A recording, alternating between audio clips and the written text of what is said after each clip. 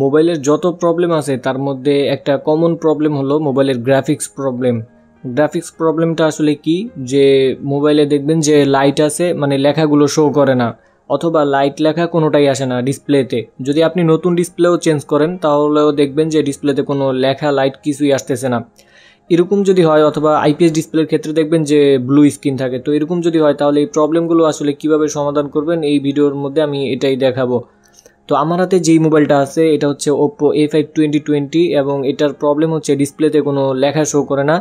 দেখতেই পাচ্ছেন যে আমি মোবাইলটাকে ওপেন করতেছি, দেখবেন যে ডিসপ্লেতে কিছুই শো করে না। মোবাইলটা কিন্তু এই মুহূর্তে ওপেন হয়েছে কিন্তু ডিসপ্লেতে কিন্তু কোনো লেখা শো করতেছে না। যদি কখনো এরকম আসে যে ডিসপ্লেতে কিছু দেখা যায় না, তাহলে আপনাকে প্রথমে ফাইন্ড আউট করতে হবে যে এটা কি গ্রাফিক্স প্রবলেম নাকি লাইট প্রবলেম। এর জন্য ডিসপ্লের মধ্যে মানে ডিসপ্লেটাকে একটু ক্লিন করে দেখার চেষ্টা করবেন যে এখানে কোনো লেখা শো করে কিনা। যদি লেখা শো করে তাহলে বুঝতে হবে এটা হচ্ছে লাইটিংয়ের প্রবলেম। আর যদি লেখা শো না করে, মানে কোনোভাবে যদি আপনি দেখতে না পারেন, লেখাটা ক্লিয়ার না হতে পারেন, তাহলে বুঝতে হবে যে এটা হচ্ছে গ্রাফিক্স প্রবলেম। যদি গ্রাফিক্স প্রবলেম হয় তাহলে কিন্তু আপনি লাইটিংয়ের কাজ করবেন না, প্রথমে আপনাকে গ্রাফিক্সের কাজ করতে হবে। মোবাইলের একটা সিস্টেম হলো, যদি মোবাইলের মধ্যে যদি গ্রাফিক্স ঠিক না থাকে তাহলে কিন্তু লাইট আসবে না। তো আমাদের যেই মোবাইলটা, এটার কিন্তু আমরা এখন গ্রাফিক্সের যেই লাইনগুলো আছে সেগুলোকে আমরা চেক করব। গ্রাফিক্সের প্রবলেমগুলো বোঝার আগে আমি আপনাদেরকে গ্রাফিক্সের যে লাইনগুলো আছে সেগুলো সম্পর্কে একটু ধারণা দেওয়ার চেষ্টা করি।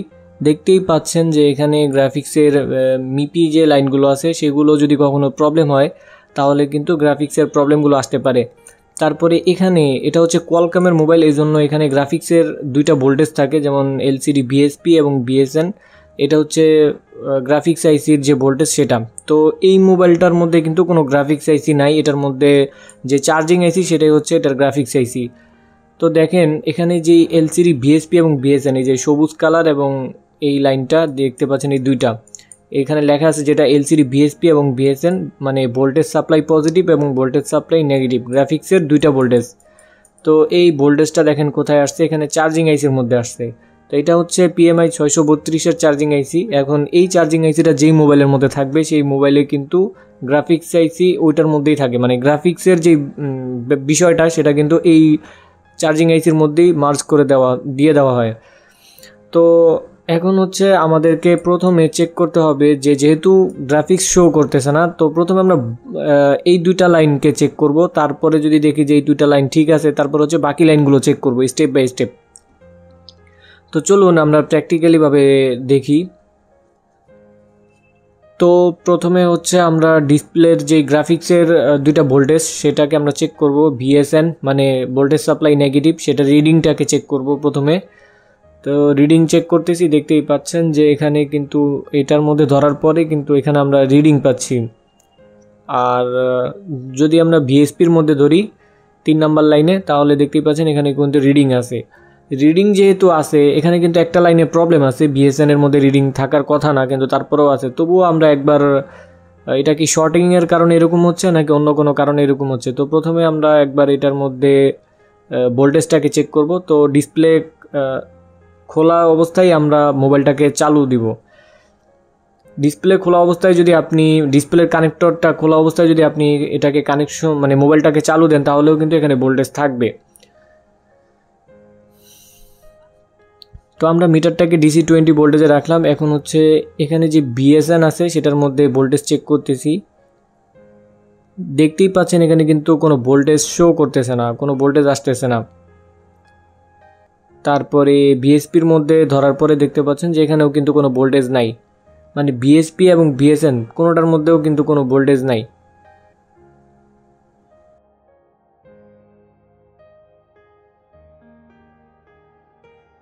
BSN এর লাইনে একটা প্রবলেম আছে, সেটা হলো যে BSN এর মধ্যে যদি আপনি মিটারের লালটাকে গ্রাউন্ডে রেখে এবং কালোটাকে পজিটিভে রেখে যদি আপনি রিডিং চেক করতে চান তাহলে কিন্তু রিডিং আসবে না। আর যদি আপনি লালটাকে পজিটিভে এবং মানে কালোটাকে গ্রাউন্ডে এবং লালটাকে যদি BSN এর মধ্যে রাখেন তাহলে কিন্তু রিডিং শো করবে। তো এখানে কিন্তু দোনোভাবেই কিন্তু আমাদের রিডিং শো করতেছে, তার মানে বুঝতে হবে যে এই লাইনটা হয়তো শর্ট আছে, কিন্তু এটা শর্টটা পুরোপুরিভাবে বোঝা যাচ্ছে না। এখানে যদি কন্টিনিউটি হয় তাহলে আমরা বুঝতে পারতাম যে এটা শর্ট, কিন্তু এখানে দোনোভাবে রিডিং আসতেছে। তো আসলে এই বিএসএন এবং বিএসপি দুইটা লাইনই কিন্তু চার্জিং আইসি থেকে আসছে। তো আমরা এখন হচ্ছে চার্জিং আইসিটাকে তুলবো, তারপর হচ্ছে দেখবো যে আমাদের এই মানে রিপ্লেস করার পরে আমাদের এই প্রবলেমটি যায় কিনা। তো এর জন্য আমাদেরকে মাদারবোর্ডটা খুলে নিতে হবে।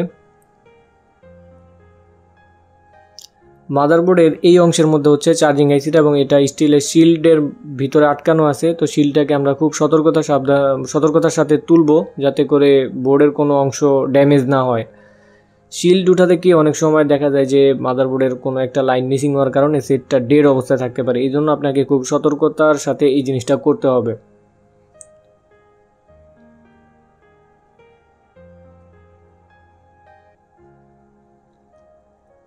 দেখতেই পাচ্ছেন আমরা কিন্তু টিনটাকে সুন্দরভাবে তুলে ফেললাম এবং এখানে কিন্তু শুধু একটা ক্যাপাসিটর উঠে গেছে, এছাড়া বাকি সবগুলোই ঠিক আছে এবং মাদারবোর্ডের লেয়ারগুলোও কিন্তু উঠে নাই।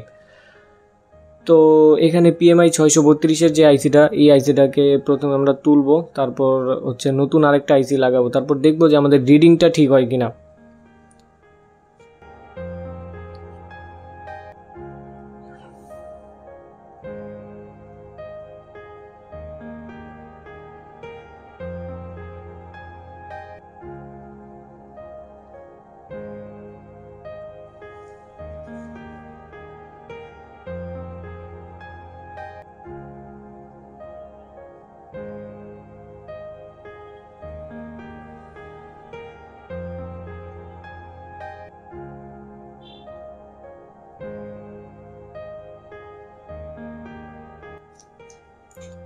আইসিটা কিন্তু তোলা হয়ে গেল এবং এখন কিন্তু ভালোভাবে ক্লিন করার পরে আমরা এখানে আরেকটা আইসি পরিবর্তন করব, দেখব যে আমাদের প্রবলেমটি সমাধান হয় কিনা।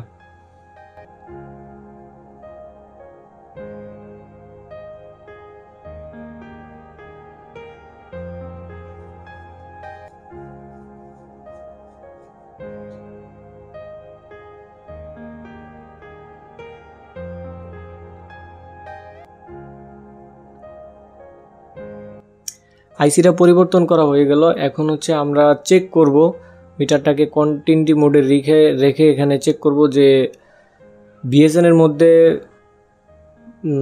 রিডিং আসে কিনা। দেখতেই পাচ্ছেন বিএসএন এর মধ্যে ধরার পরে কিন্তু কোনো রিডিং আসতেছে না। কিন্তু যদি আমরা মিটারের প্রুফটাকে একটু ঘুরিয়ে ধরি, মানে কালোটাকে গ্রাউন্ডে এবং লালটাকে যদি এখানে ধরি, তাহলে কিন্তু রিডিং পাচ্ছি। তার মানে এখন ঠিক আছে। মানে একভাবে ধরলে রিডিং আসবে এবং একভাবে ধরলে রিডিং আসবে না, এটা হচ্ছে বিএসএন এর চেক করার নিয়ম। আর বিএসপির যে সেটার মধ্যে কিন্তু যেইভাবে ধরেন সেইভাবে রিডিং আসবে। তারপরেও আমরা আশেপাশের কিছু ক্যাপাসিটরে চেক করে নিলাম যে একটা আইসি লাগানোর পর অবশ্যই আপনাকে চেক করা উচিত কোনো শর্ট আছে কিনা। তো শর্ট নেই, এবার হচ্ছে আমরা এটাকে প্রথমে চার্জে লাগানোর মাধ্যমে চেক করব যে চার্জিংয়ের লোগোটা শো করে কিনা। দেখতেই পাচ্ছেন যে চার্জে লাগানোর পরে চার্জিংয়ের লোগোটা কিন্তু শো করছে এবং ডিসপ্লেতে কিন্তু গ্রাফিক্সটা আসছে। এবার হচ্ছে মোবাইলটাকে পুরোপুরিভাবে ওপেন করব। তো এগুলো হচ্ছে মানে যদি আপনাকে গ্রাফিক্স সেকশন বুঝতে হয় তাহলে কিন্তু অনেক বিষয় আছে গ্রাফিক্স সেকশনের। এটা হচ্ছে সামান্য একটা স্টেপ, বিভিন্ন জায়গা থেকে বিভিন্ন ধরনের প্রবলেম আসতে পারে। তো আপনাকে বুঝে শুনে কাজ করতে হবে। ভিডিওটা ভালো লাগলে অবশ্যই একটি লাইক করবেন এবং সুন্দর একটি কমেন্ট করবেন। পরবর্তী কোনো ভিডিওতে দেখা হবে। সে পর্যন্ত ভালো থাকবেন, সুস্থ থাকবেন। আল্লাহ হাফেজ।